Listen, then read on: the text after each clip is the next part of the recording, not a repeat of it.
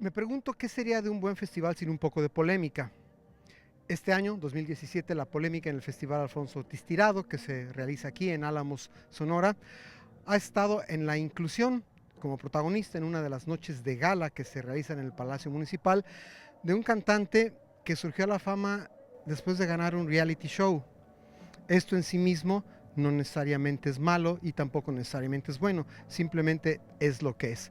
Para saber quién es y saber un poco de él, vamos a tener un encuentro con el susodicho.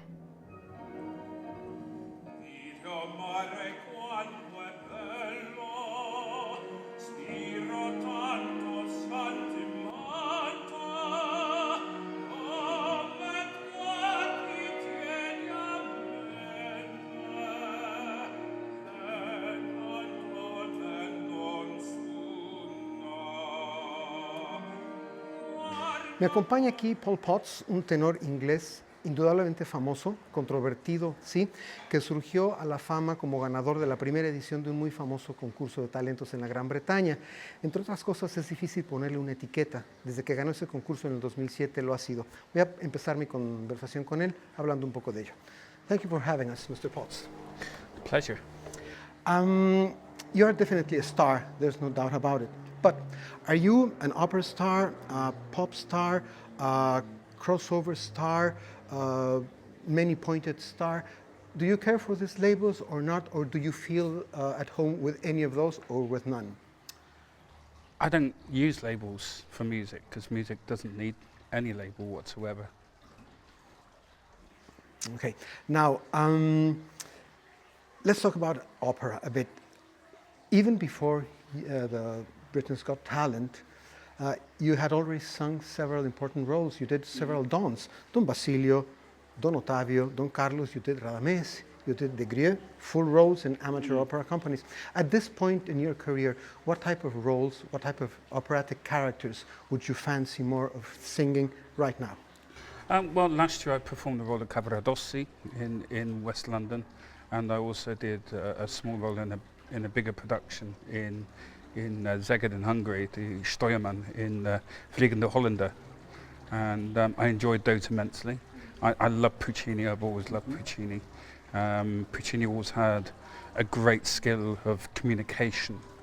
That was his greatest skill. He was very skillful at writing things in such a way that you couldn't avoid being communicated with. So I watched a few operas at the Puccini Festival in the summer, met the program director there and sang for him, and he was very happy. And it's always been something that's driven me is music. It's not labeling music. It's all about what speaks to you. Mm-hmm. Aside from these roles that you have recently done, do you have your sights and your ears set on any particular roles that are like the place to go, what you would want to do next for the next stage of your career? I'd love to do Rodolfo. Bohème's always been my favourite opera. It's one of the most popular Puccini operas, of course, but it's where Puccini is at its best in communication. It's a challenging role, but the music's stunning, and it's great to be a protagonist and being able to do the communicating on behalf of Puccini. Mm-hmm. Now, one of your main, attractives for the audience is that you have done spectacular collaborations with all types of musicians. Extremes from Jose Carreras to Hayley Westenra, and then Linda Brava and Sarah Brightman.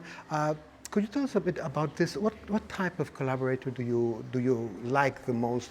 With whom of them or somebody else have you felt most comfortable on stage? Because you are very well known as a collaborative artist. To me, it's always been about music, and so that's what's led things. It's great to work with great people, especially Jose Carreras, who was the person that brought me into opera in the first place. So performing for him was both nerve-wracking and an honour. I've always had a huge amount of admiration for Jose. Great voice, great personality, one of the nicest people you could meet at the same time. Considering the very peculiar way in which your career started in earnest, I mean, as far as the audience, the public is concerned, how do you feel about the huge media attention that you have gotten since 2007? Have you grown comfortable with it? Is it a burden? Are you okay with it? Because it has been heavy, particularly for a person, for a musician like yourself. I don't think I ever get used to it. I've always taken each day as it comes, and that's how I've always dealt with things. I'm not somebody that plays for personality, for publicity. It's not my forte. But I know it's necessary, and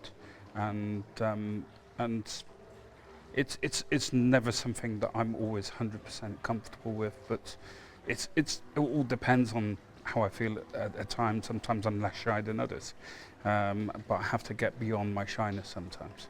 Y en efecto, en más de un sentido, la polémica marcó la presentación de Pol Pot en su recital en la noche de gala que le tocó protagonizar aquí en el FAOT, Festival Alfonso Ortiz Tirado de 2017 en Álamos, Sonora.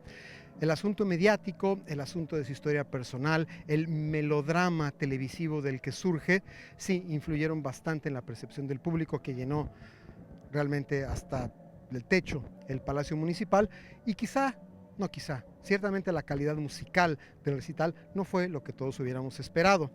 Pero qué bueno que de pronto el FAOT se atreva a hacer propuestas distintas.